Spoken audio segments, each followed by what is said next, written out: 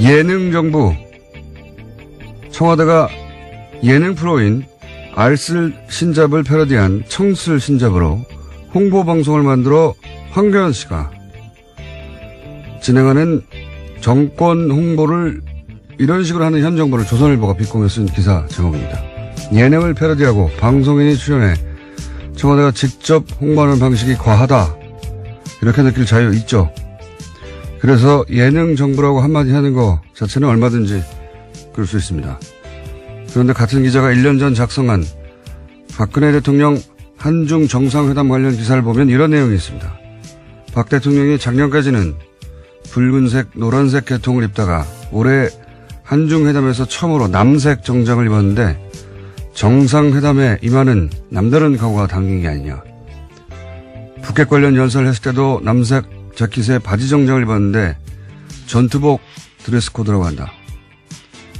정상관 대화나 연설, 기자회견도 아니고 옷 색깔로 대통령의 각오가 얼마나 비장한지를 말하는 대목에서 빵 터졌습니다. 황교안 씨가 청와대 제작의 예능 패러디에서 정권 홍보를 하는 걸 예능 정부라고 할 거면 언론인이 자사 매체 지면을 통해서 이렇게 직접 대통령 홍보를 해주는 건 예능 언론이라고 해야죠. 요즘 조소를 벌리는 게 무척 즐겁습니다. 김원준 생각이었습니다. 제가 황교안이라고 했네요. 네, 황교익 선생님이십니다. 죄송합니다, 황교익 선생님. 다 말하고 보니까 생각이 났어요. 네. 나중에 오프닝을 새로 하겠습니다. 박근혜 대통령 패션 얘기 이런 거 정말 언론들이 많이 써줬거든요. 예. 만다린 컬러라고 하나요? 예. 그. 예, 그렇죠. 예. 예. 차이나 컬러. 색깔만 바뀌는 바지 정장. 예. 근데 알고 보니까 최순실 씨가 자신의 취향으로 같은 의상실에서 같은 패턴으로 만들어 그런 거였어요. 예. 이걸 패션 얘기라고 얼마나 마사지를 해줬는지. 근데 그런데 그랬던 조선일보가 지금 현 정부를 매일매일 비판하려고 하잖아요. 근데 정부가 아무리 못해도 매일매일 비판하기 쉽지 않거든요. 매일매일. 그래서 어떨 때는 폭소가 터집니다. 너무 애를 쓰니까 참 힘들겠다 싶어가지고 그 중에 나온 게 창의적인 예능 정부라는 비판이었어요. 황교안 선생님 죄송합니다.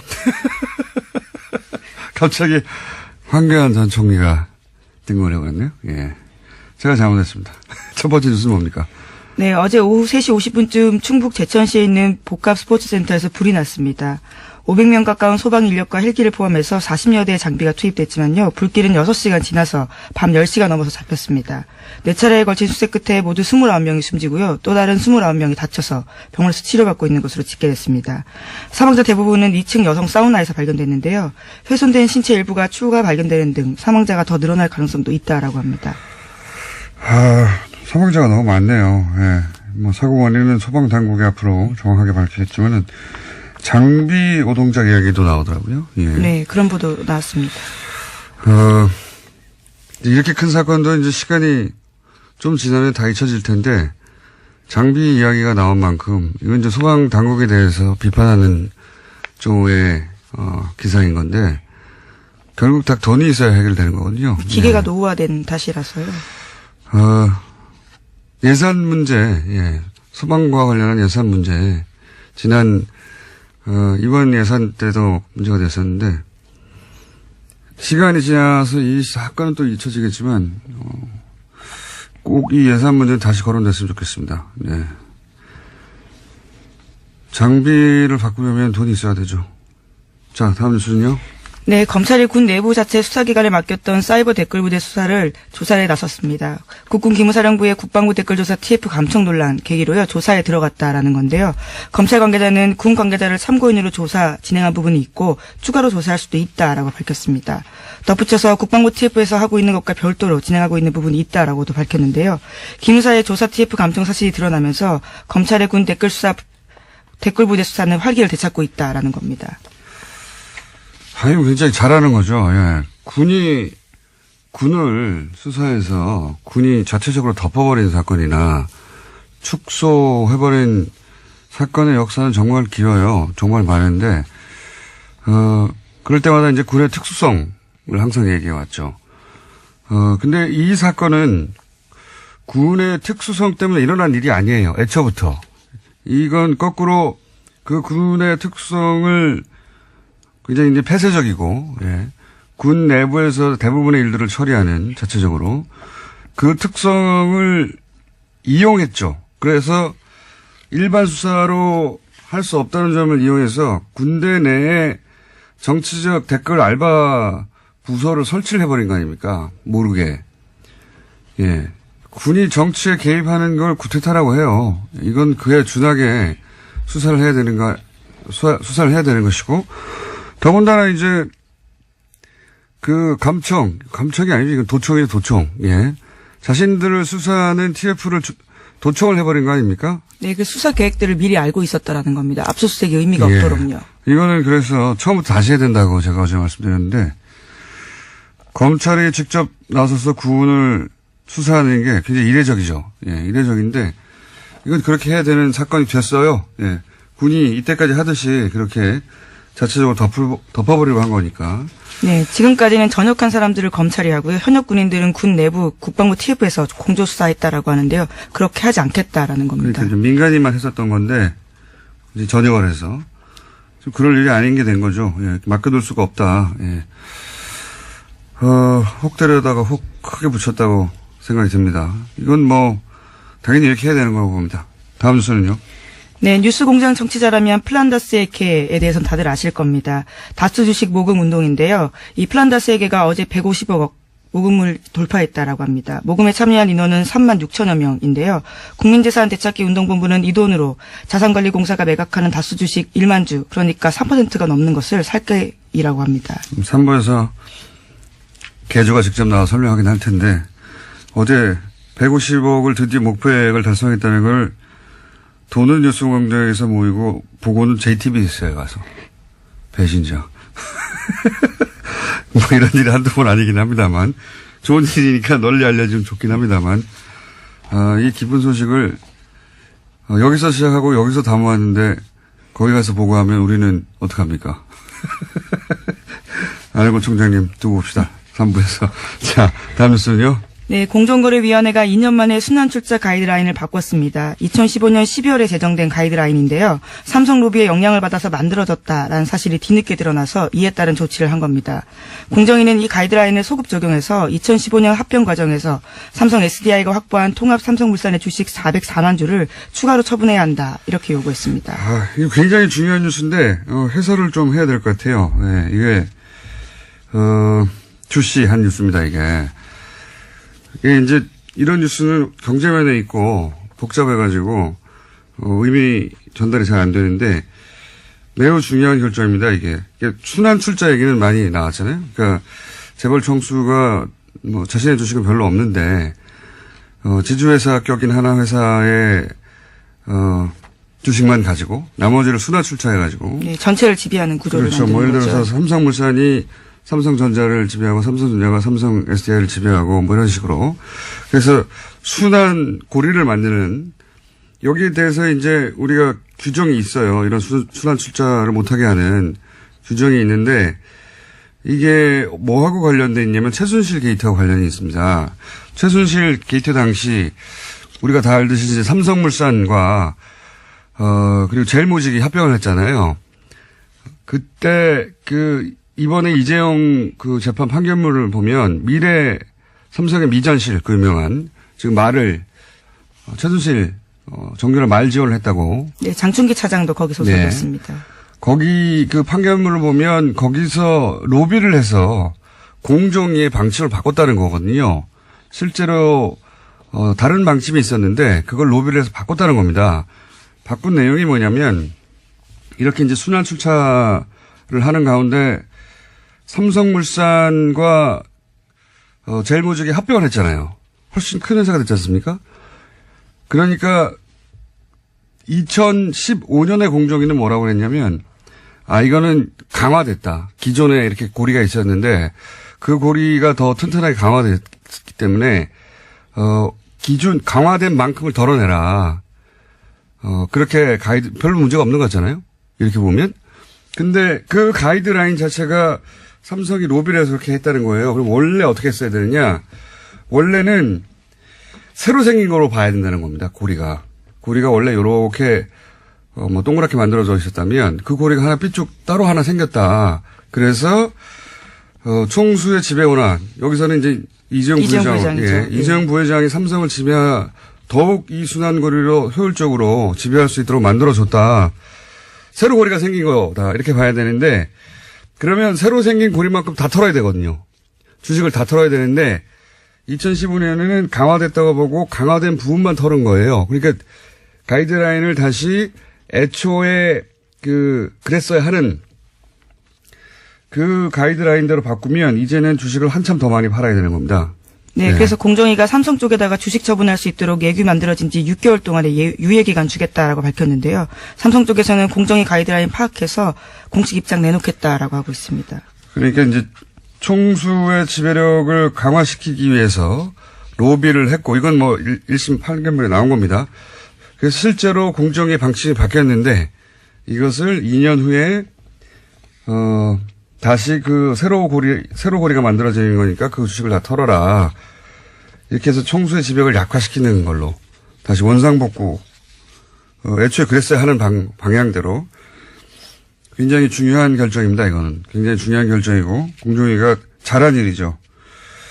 해설이 그렇게 많지 않아서 좀 길게 설명을 했습니다.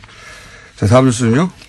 네, 황교안 전 국무총리가 2018년 자랑스러운 성균관인에 선정됐다라고 하는데요. 이에 대해서 반대하는 서명운동 참여자가 3,500명을 넘었습니다. 오늘 아침 경향신문에는 반대 광고까지 실렸는데요. 이들은 수천 명의 동문이 황교안 동문에게 제기하는 의혹과 자중하라는 요청에도 황 동문은 SNS를 통해서 오히려 거짓 뉴스라고 매도하고 있다면서 이러한 태도에 선정에 반대하는 동문들이 더 많이 참여하게 됐다라고 비판하고 있습니다.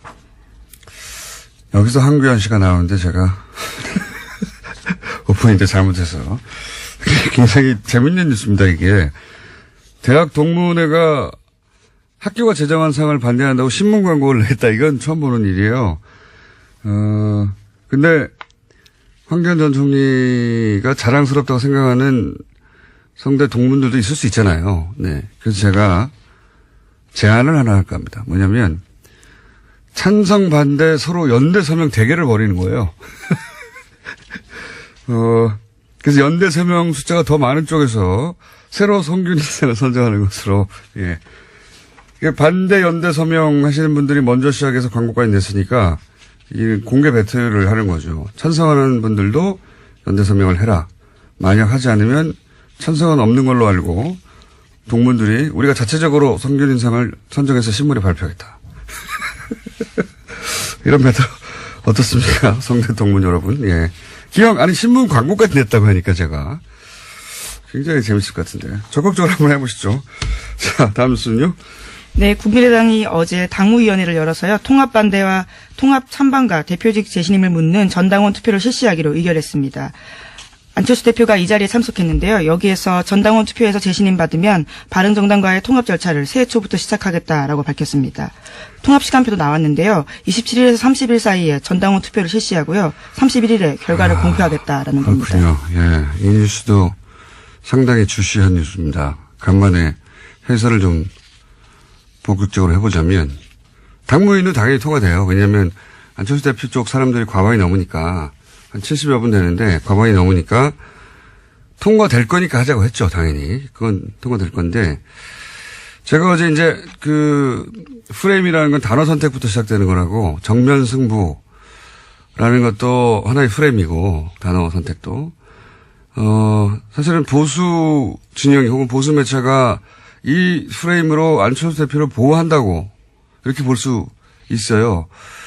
왜냐하면 극명한 비교가 사실은 안철수 대표가 민주당에 있던 시절 거의 비슷하게 문재인 당시 대표가 이 재신임 걸고 투표하자고 했었거든요. 그때 보수 언론의 보도를 찾아보시면 제목이 문재인 정면 승부 아니에요. 문재인 파국, 문재인 극렬 반대, 문재인 투표 강행, 문재인 모두 등 돌려, 억지, 고집, 이런 제목을 보도하거든요. 그러니까 만약에 안철수 대표가 아니었으면 대표가 혼자 기자회견하고 자신의 당 의총회에는 안 나갔잖아요. 예. 그러면 아마 뭐 비겁, 도망 이런 걸로 집중 포함했을 거예요. 그런 표현이 없죠. 예. 승부수라는 표현도 마찬가지인 것이 이건 승부수가 아니라 전당원 투표. 묘수라고 할 수 있을지 모르겠습니다만 상대 쪽에서 꼼수라고 해도 할 말이 없는 거거든요. 왜냐하면 합당은 전당대회로 하거든요. 그 전당대회 때 한번 투표하면 돼요. 네, 현재 반대파 의원들이 당무의 의결 정당성 문제 삼으면서 투표 거부 운동 선언했습니다. 뭐 그 뜻대로 될지는 모르겠는데 전당대회로 하면 되는 것을 전당원 투표라는 절차를 한번 중간에 더 넣은 거죠. 왜냐하면 자, 원외 당내에서는 반대하는 의원들이 다수지만 원외에 있는 위원장들, 특히 호남 위에 지역에서는 국민의당 지지율이 지금 한 4, 5%밖에 안 되잖아요. 그러니까 지방선거에서 기초의원 한 명이라도 당선시키기가 어렵습니다. 그러니까 뭔가 지금 상황을 합당이라도 해서 바꿔가야 되거든요. 그러니 전당원 투표를 하면 합당 우세 의견이 나올 수가 있어요. 그러니까 하자고 하는 거고. 그래서 중간에 이런 절차를 하나 끼워 넣어서 자, 당원들이 합당하라고 하니까 전당대회도 합당하는 게 마땅하다. 이런 여론의 힘을 얻고 싶은 것이고 보수 매체도 이제 두고 보세요. 그런 뉘앙스로 보도를 할 겁니다. 왜냐하면 지금 보수는 보수 재편 없이 정권 창출이 어렵다. 이 공감대가 있어요. 사실이고 그것이. 근데 이제 안철수 대표는 그 재편 과정에서 본인이 적자가 될 수 있다고 생각을 하는 거죠. 이거는 이제 이 열차는 안철수 대표가 혼자서 만들고 혼자서 출발시키고 혼자서 안정할 수가 없는 거예요. 당연히 보수 재편을 하려면 보수 진영에서 손을 잡아줘야 되는 것이고, 예.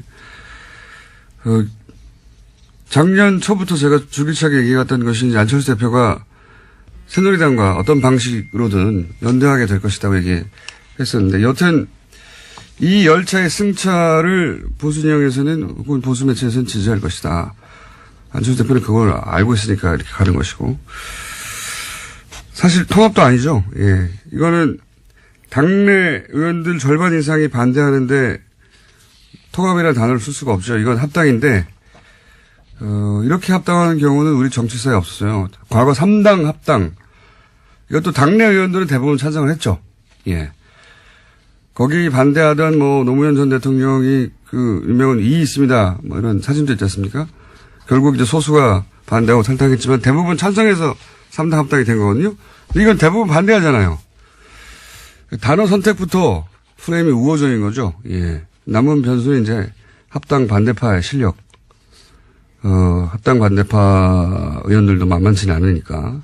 이 반대파에 대해서는 안철수 대표가 기자회견에서 얘기를 했죠. 구태 정치, 기득권 정치. 예. 김대중 정신 이야기하면서. 당연히 호남 의원들 얘기하는 건데. 기자회견에서 가장 중요한 문구는 사실 이거죠. 예.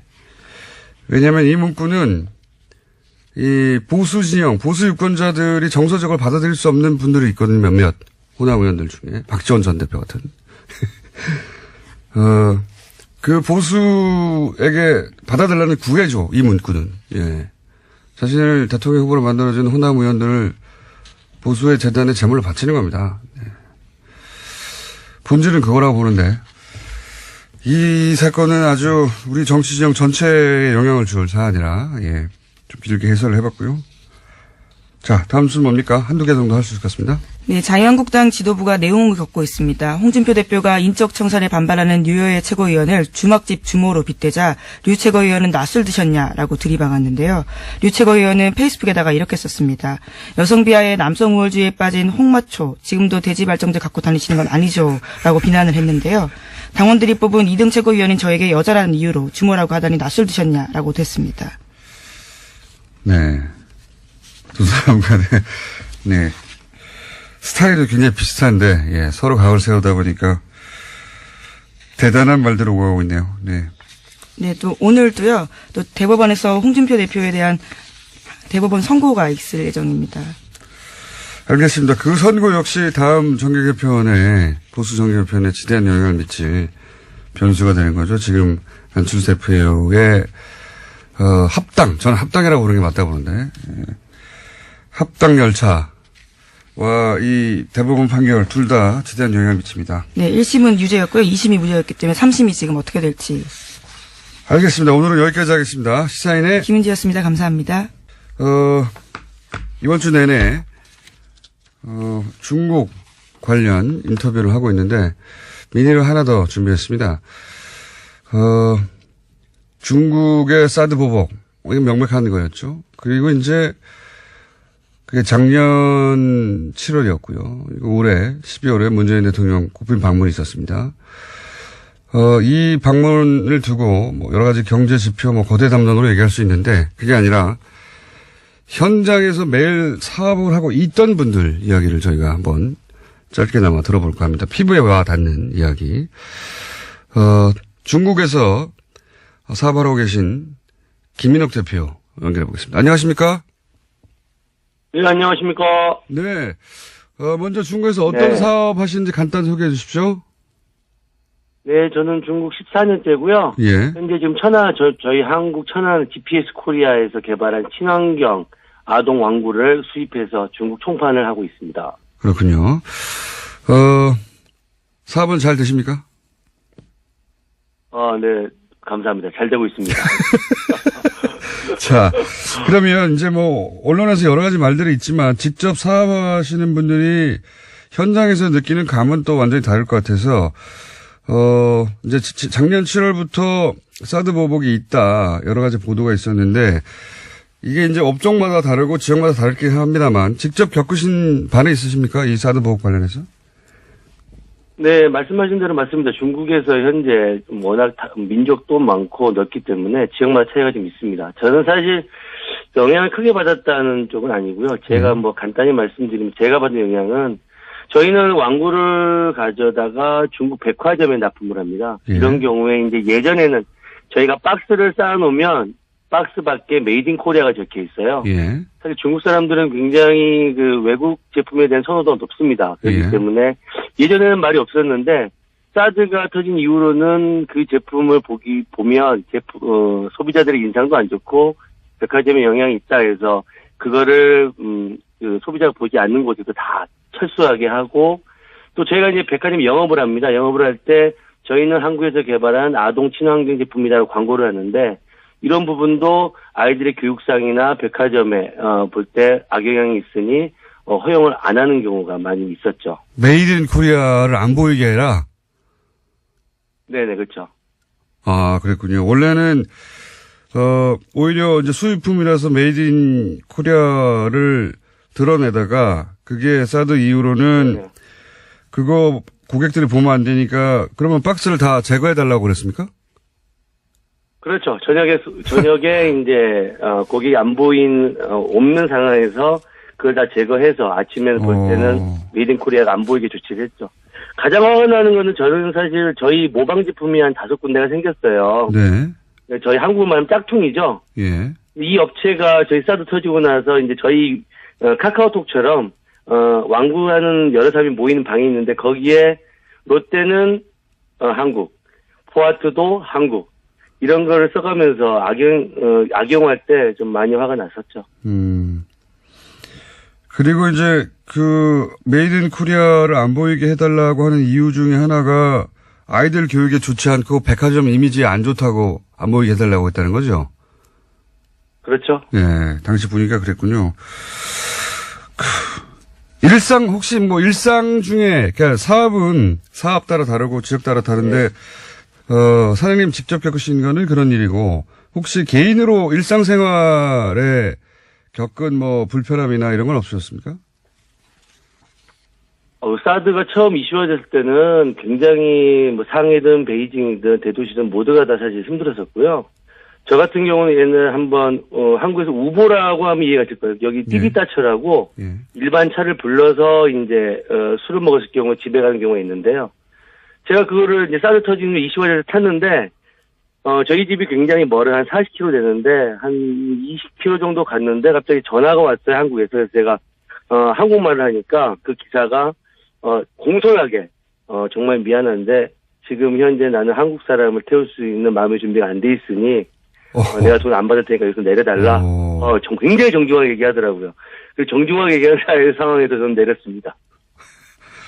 참. 그 큰 도시에서 불편했다는 건 뭐 어떤 의미입니까? 예를 들어서 뭐 큰 도시에서 물건을 사거나 식당에 가거나 이런 일상을 하는 게 불편하셨나요?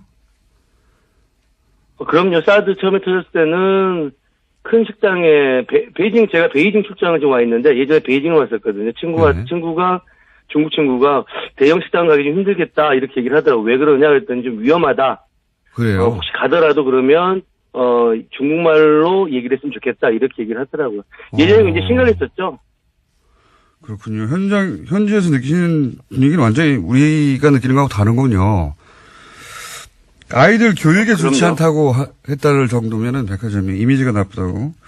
그렇군요. 물론 이제 거기까지는 알겠습니다. 분위기를.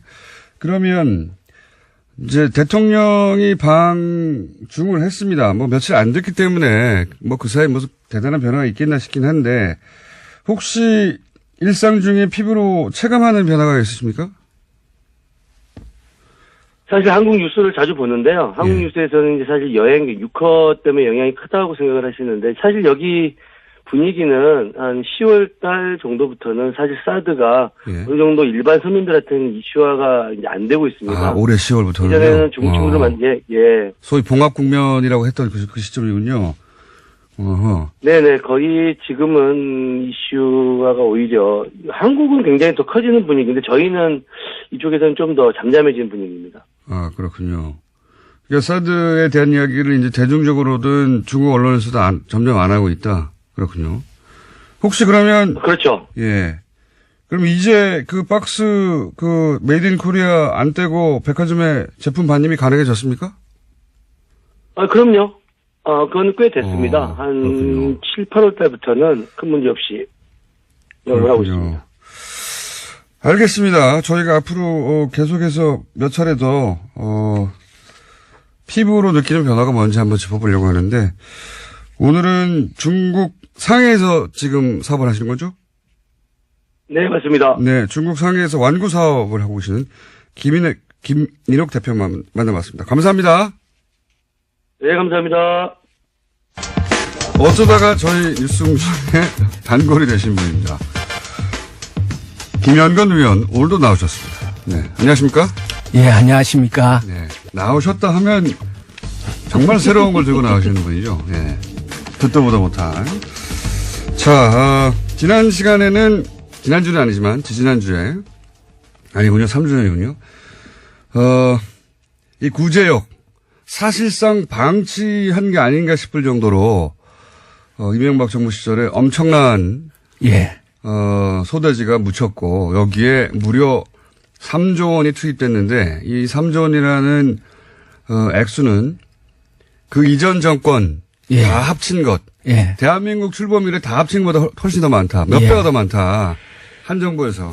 그러니까 그때 나와서 드렸던 말씀이 우리가 이제 구제역 AI가 관련해서 워낙 이제 피해를 많이 보고 있으니까 이게 늘상 벌어지는 일이 아니었는가 이런 생각을 하고 살았는데 이거를 통계적으로 딱 놓고 보니까 그렇지 않다. 전혀 그렇지 않고 이건 완전히 이명박 박근혜 정부에서 집중적으로 터진 일이었지 그 이전에는 이런 일이 없었다라는 거죠. 그래서 이제 방역 실력이 갑자기 김대중 노무현 때 비해서 갑자기 줄어들었는가. 그렇죠.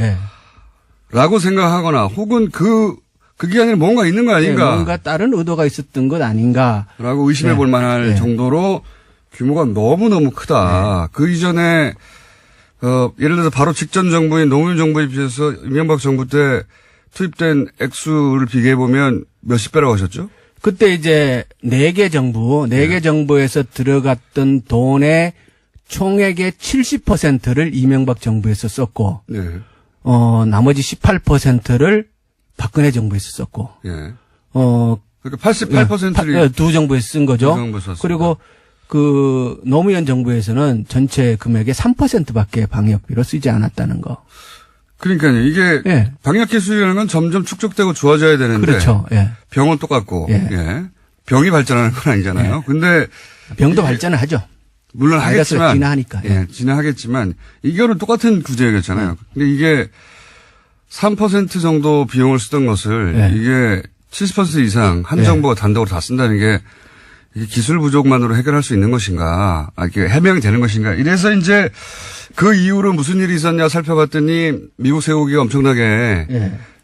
수입량이 늘었다, 뭐 이런 말씀 하셨습니다. 그렇죠. 그리고 이제 그 소고기뿐만 아니라 돼지는 훨씬 많이 그때 죽었어요. 전체 사용량의 3분의 1 이상이었던가요?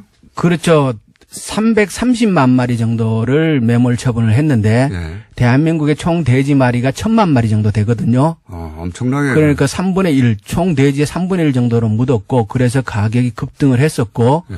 엄청난 이제 국민들이 피해를 본 건데 그때 그래서 이제 지난 예. 시간에는 주로 이제 한우 얘기를 했다면 이번에 이제 돼지 얘기로 해보시려고 하는 거죠. 예. 예. 돼지 이야기인데 제가 이제 지난 시간에 말씀하시는 방송을 듣고 돼지 쪽에 뭐가 있을 것이다. 그렇죠. 예, 돼지 주식 시장하고 선물 시장을 한번 보시라고 제가 말씀을 드렸어요, 그때. 그때 이제 공장장님이 이건 분명히 누가 해먹은 거다. 이렇게 얘기를 하셨고. 방송 끝나고 나서. 예. 그러니까 이게 선물 시장을 한번 보는 게 어떻겠냐. 제가 이렇게 그랬죠, 네. 말씀을 하셨어요. 그래서 제가 그랬지, 그게 무슨 말이 되냐고, 그걸 갖고 어떻게, 그 기획이 된 가능하냐. 이렇게 그렇죠. 제가 얘기를 왜냐하면 했는데. 그때 돼지 선물이 있었어요. 그런데 진짜 돼지 선물이 있었더라고요. 그러니까 이거 저는 이 보는 눈이 조금 다르거든, 남들하고. 그래서 제가 이걸 딱 보고. 저는 그 사람의 감정이입에서 보군요. 어떻게 해 먹을까. 진짜 우리 공장장 촉이 대단하다. 네, 저 솔직히 인정합니다. 그렇죠? 깜짝 놀랐어요, 전. 네. 이게 돈육 선물이라는 게 있는 거를 누가 압니까? 저도 몰랐어요. 아니, 이제 시장 가격이 이렇게까지 폭락하게 되면 누가 이익을 보느냐 관점에서 바라봐서 쳐다보게 되면 결국 이런 거는 주식 시장이거나 혹은 수입상이거나. 근데 돼지 선물이 있었거든요. 그 이명박 대통령 기간에만 있었어요, 이게 돼지 선물이. 그러니까 선물 시장의 선물. MB가 2008년도에 취임을 하잖아요. 취임하고 나서 정확하게 4개월 뒤인 2008년 7월 달에 돈육 선물 시장을 선물을 상장을 시킵니다. 거래소에. 네. 그전에는 이게 전혀 없었고요. 예. 우리 축산하는 사람들도 거의 모르는 사실이죠. 그런데 그리고 이명박 정부 말기에 없어져요. 예, 거래량이 2012년 없어서. 이후에 예. 거래도 전혀 없고 사실상 폐장이 됩니다. 맞습니다. 그래서 이게 폐장이 된 거냐라고 물어봤더니 그렇지는 않고 사실상 회장이 예. 거래가 없으니까. 예. 근데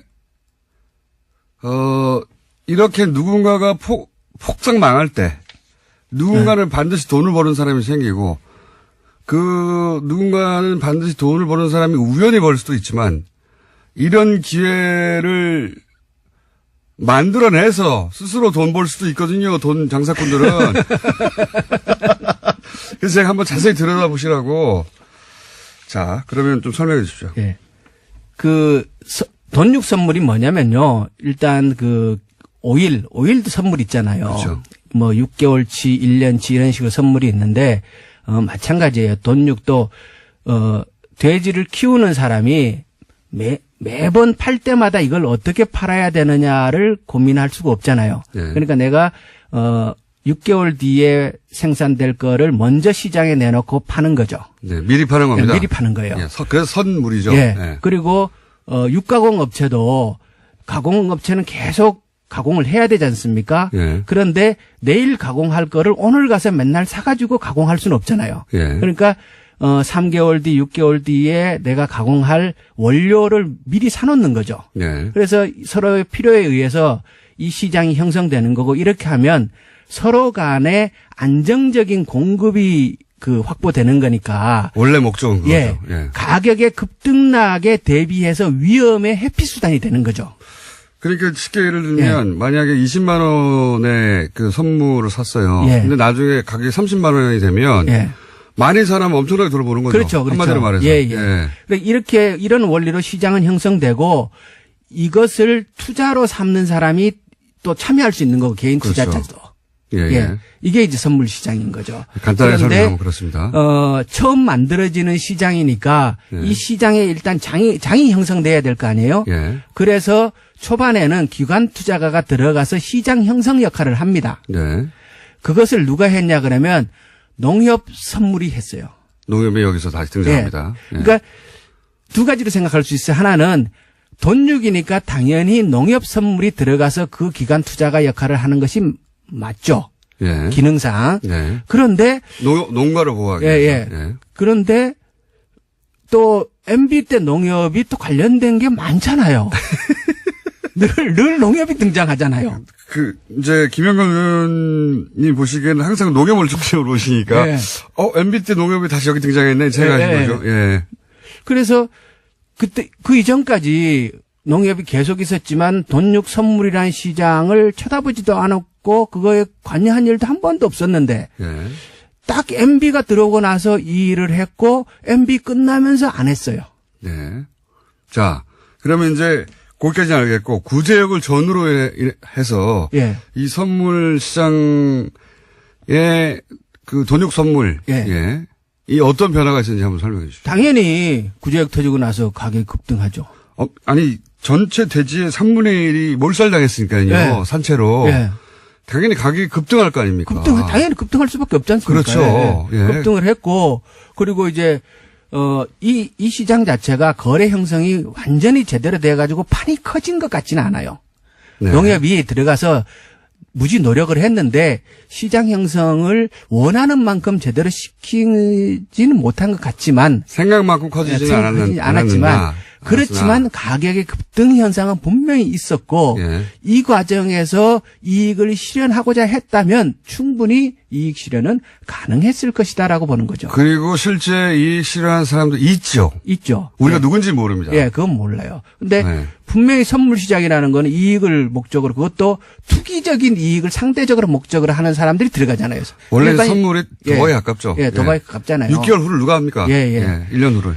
그렇기 때문에 누군가는 이득을 받는 것이 분명하고요. 예. 그런데 또 재밌는 거는 이게 구제역 그렇게 터지고 나서 한번 급등을 하고 나서 거래가 쫙 되고 시장이 팍 가라앉아요. 당연히 그렇겠죠. 그리고 나서는 다 쑥 빠져나가고 아무도 안 해요. 그래서 더 이상 아무도 선물을 안 합니다. 그런 상으로 보면 이게 꼭 떴다방 같아요. 그리고 금전적인 면에서 네. 최대 피해자는 농협이 되는 거 아닙니까? 그렇죠. 농협은 계속 그 장을 떠받쳐야 하는 역할을 담당하고 있었기 때문에 그렇죠. 사고 팔고 하는 역할을 하면서 금전적인 손해는 농협이 봤죠. 그렇게 큰 돈을 손해를 본 건 거는 아닌데. 그러니까 왜냐하면 농협, 그러니까 이 돈육 선물이라는 게 생각만큼 그렇게 시장이 크게 형성되지는 않았었기 때문에. 근데 농협이 들어갔고 최초로 돈육이 선물이 올라갔고 그리고 구지역에 빵 터지고 요약하자면 그 시장 참여자들 중에 일부는 큰 돈을 벌었고 일부는 분명히 돈을 벌었겠죠. 그리고 그 돈 벌어간 사람들은 사실은 농협이 조성한 시장. 그렇죠. 농협이 되어준, 돈으로 벌었다고 봐도 좋을 그런 구조인 겁니다, 구조가. 그러니까 시기적으로도 아주 우연히 일치하고 그리고 그림으로 보면은. 우연하겠죠. 예. 그림으로 보면 진짜 이거 완전히 떴다방이에요. 기획부동산에 의한 떴다방. 처럼 보이는. 처럼 그 모양새가 딱 형성되고 그리고 나서 그 이후엔 전혀 아무도 거래도 하지 않고 쳐다보지도 않고 있는 거예요. 물론 뭐 이 시장 참여자들은 우리가 구제역이 발생할 줄 어떻게 알았겠냐. 선물을 돈육을 통해서 이제 시장 가격 안정화를 도모했는데 잘 안 됐다. 그래서 어쩔 수 없이 사실상 상장 폐지가 된 것과 마찬가지 상황이 된 것이 뭐 기획이 아니다라고 말하겠지요. 그럴 수도 있습니다. 그럴 수도 있고요.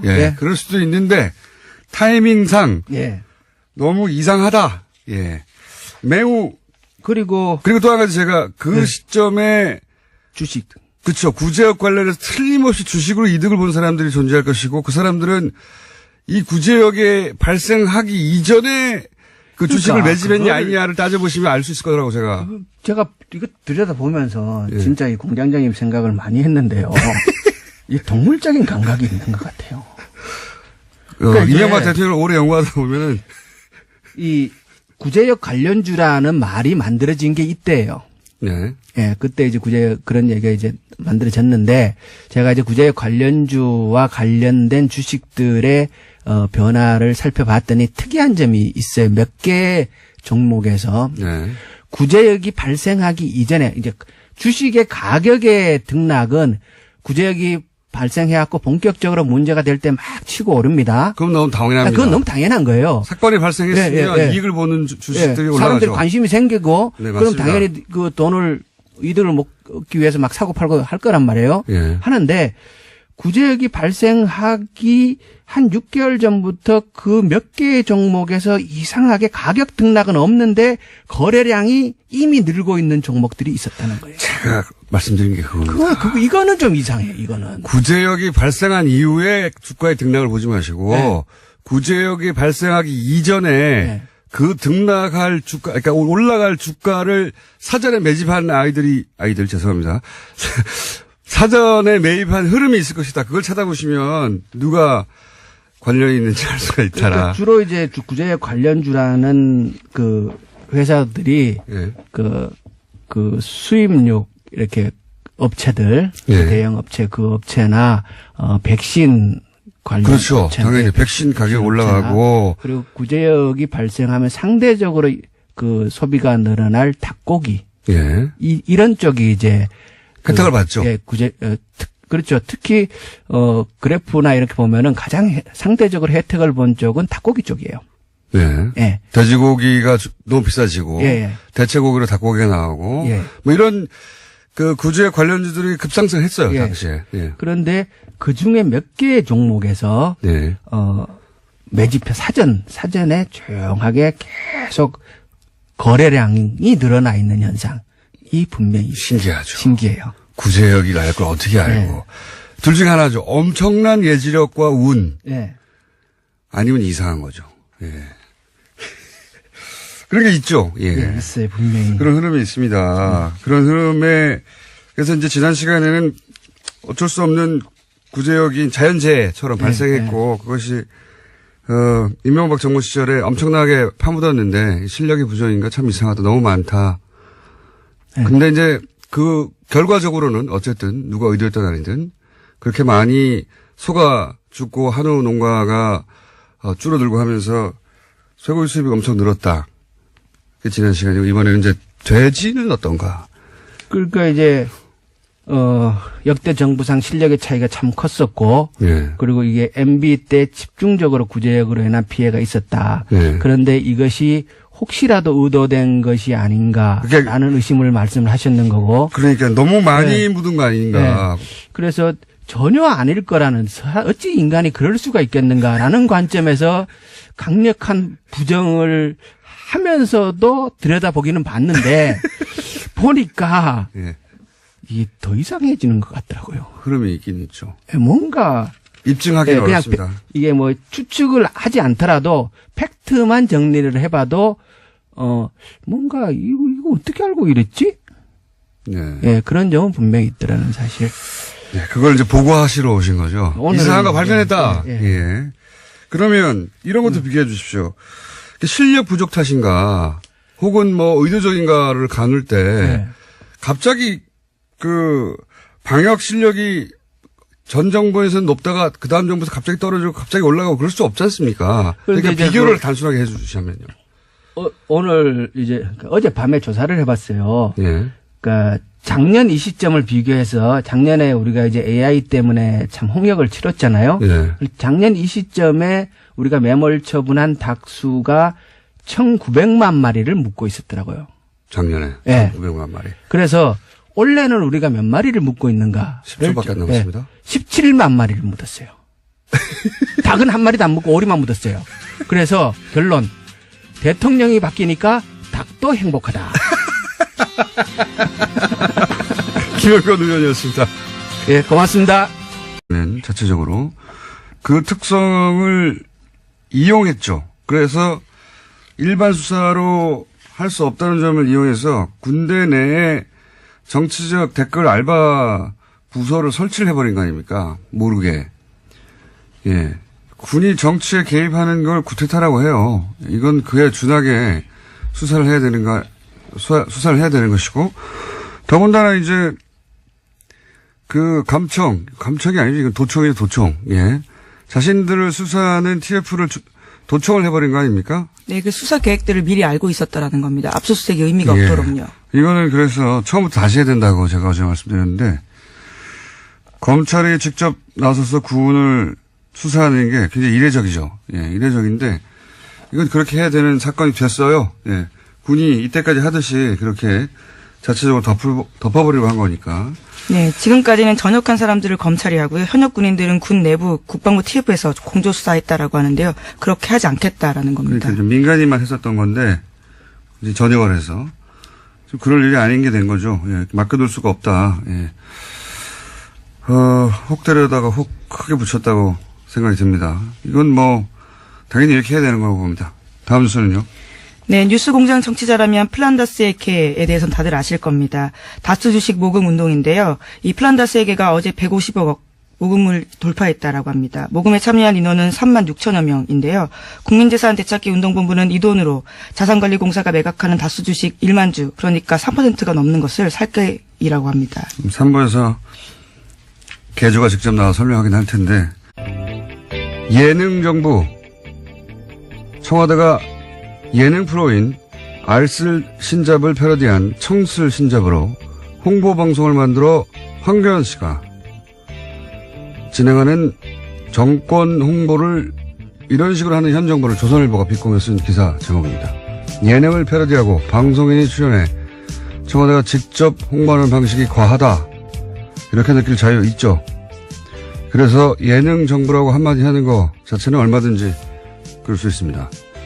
그런데 같은 기자가 1년 전 작성한 박근혜 대통령 한중 정상회담 관련 기사를 보면 이런 내용이 있습니다.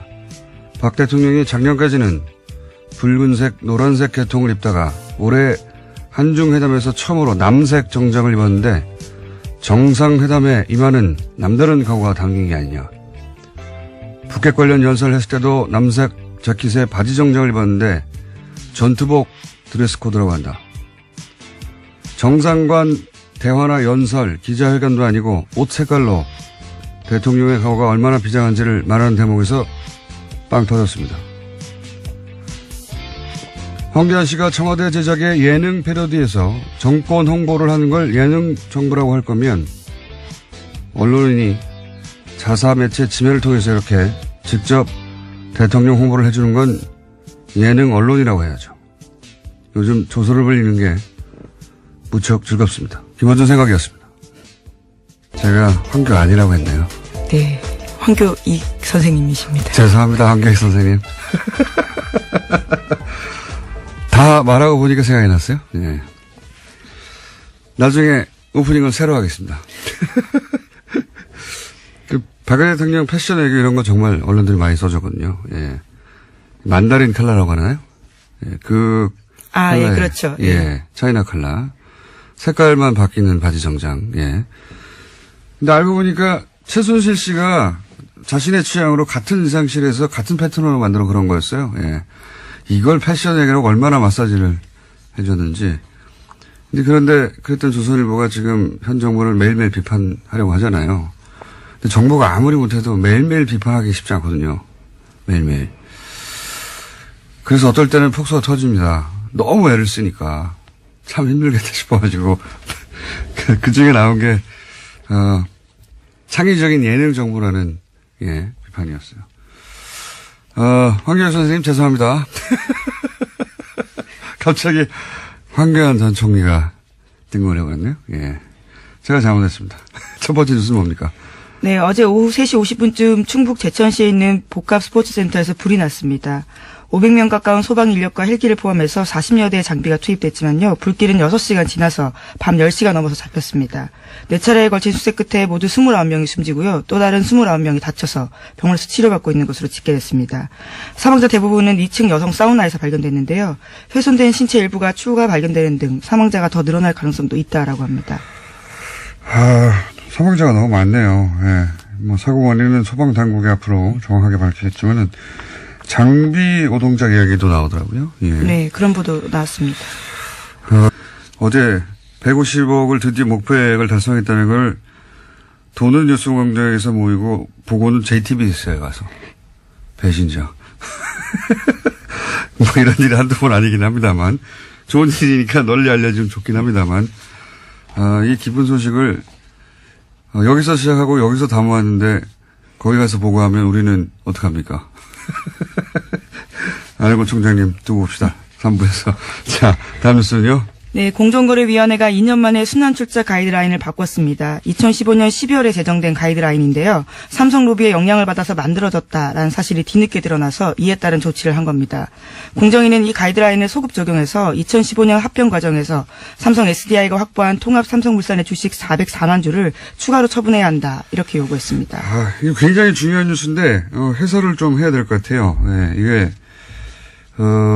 출시한 뉴스입니다. 이게 이제 이런 뉴스는 경제면에 있고 복잡해가지고 의미 전달이 잘 안 되는데 매우 중요한 결정입니다. 이게 순환 출자 얘기는 많이 나왔잖아요. 그러니까 재벌 총수가 뭐 자신의 주식은 별로 없는데 지주회사 껴긴 하나 회사의 주식만 가지고 나머지를 순환 출자해가지고 네, 전체를 지배하는 구조를 그렇죠. 만드는 뭐 예를 거죠. 들어서 삼성물산이 삼성전자를 지배하고 삼성전자가 삼성 SDI를 지배하고 뭐 이런 식으로.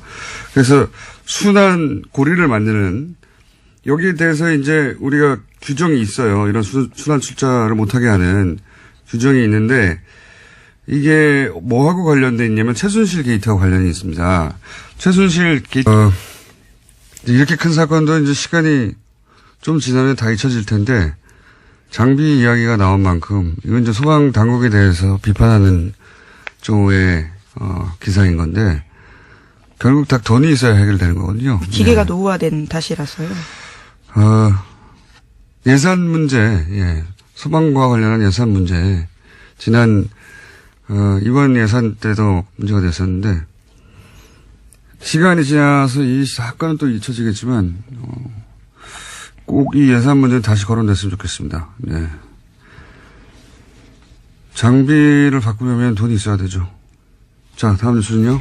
네, 검찰이 군 내부 자체 수사기관에 맡겼던 사이버 댓글부대 수사를 조사에 나섰습니다. 국군 기무사령부의 국방부 댓글조사 TF 감청 논란 계기로요 조사에 들어갔다라는 건데요.